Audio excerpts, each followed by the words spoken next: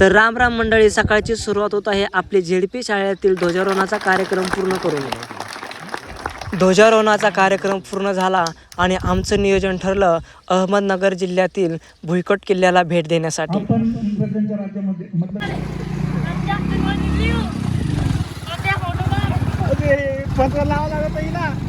गाडी तशी अलीकडे मग दुसऱ्याच्या घाट. तो फायनली मित्रांनो आपण आलोय चांदबिबी गावाला.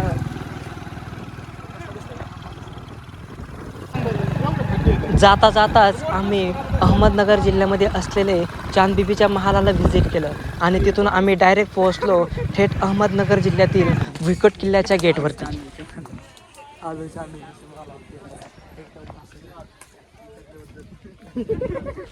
मित्रांनो, आज 15 ऑगस्ट असल्यामुळे किल्ल्यावर खूपच जास्त गर्दी आपल्याला पाहायला मिळते.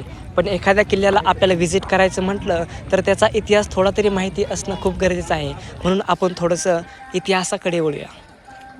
अहमदनगर किल्ला हा संपूर्ण महाराष्ट्र राज्यातील एक उत्तम रचनेचा किल्ला आहे आणि अहमदनगरजवळ भिंगार नदीच्या काठावर हा किल्ला आहे. हा किल्ला हुसेन निजामशहा यांच्या संरक्षणाखाली बांधला गेला. अहमदनगर किल्ला सर्व बाजूंनी छावणीने वेढलेला आहे आणि अहमदनगर शहराच्या पूर्वेकडील भागात आहे. दोनच दिवस यायला भेटतं ना, त्याच्यामुळे एवढे लोक येते.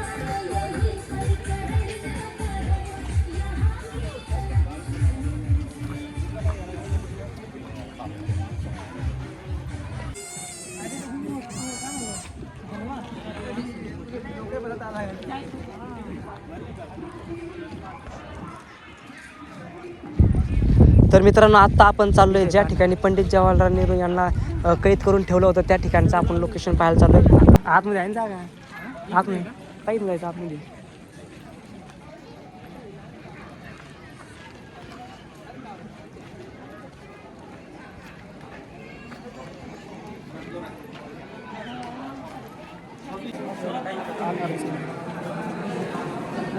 मित्रांनो, अहमदनगर हे सल्तनतीचे मुख्यालय होते, पण 1803 मध्ये इंग्रजांनी दुसऱ्या एंग्लो मराठा युद्धाच्या वेळी या किल्ल्यावर हल्ला केला.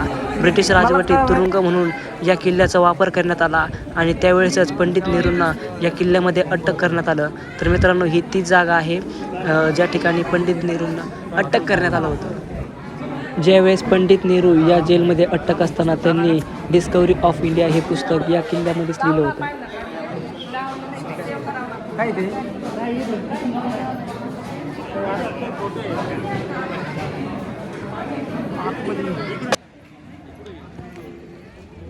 अरे इथं फोटो काढा चल. तू आज फोटो काढ. तो नाही काढायचा का? आम्हाला काढायचा ना.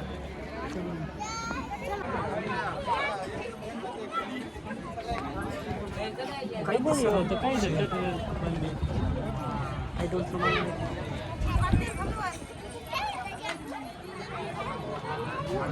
तू गाइस हम यहाँ पर आए. अरे मैं सेल्फी काढ ना. तू कोण आहे डॉन? सेल्फी काढायची. अरे इकडे घे ना. अरे तू माझी किती भारी आहे. हा घेतलाय सगळे. मला फोटो काढ ना बाबा. हा चल.